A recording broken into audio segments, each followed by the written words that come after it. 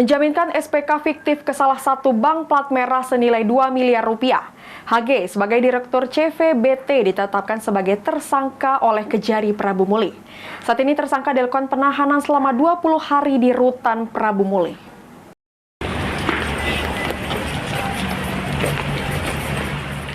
HG ditetapkan Kejaksaan Negeri Kota Prabu Muli sebagai tersangka kasus dugaan korupsi.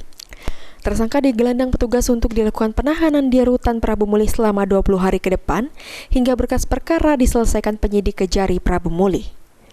Penahanan tersangka berdasarkan adanya laporan dari masyarakat ke Kejari Kota Prabu Muli bahwa tersangka selaku Direktur CVBT menjaminkan SPK fiktif ke salah satu bank plat merah senilai 2 miliar rupiah. Sehingga menjadi kredit macet tentunya terjadi kerugian negara. Sebelumnya tersangka menjalani pemeriksaan oleh tim penyidik Kejaksaan Negeri Kota Prabu Muli sebagai saksi, kini ditetapkan sebagai tersangka dan dilakukan penahanan guna mempertanggungjawabkan kasus dugaan korupsi.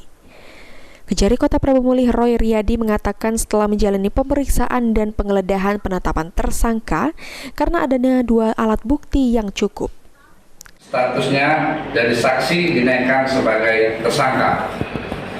Adapun HG ini adalah Direktur dari CVBT.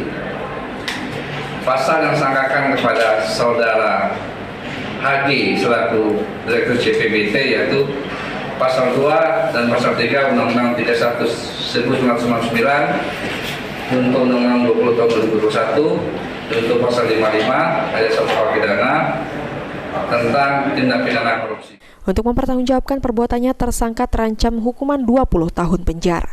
Anggi Perkasa, Pol TV.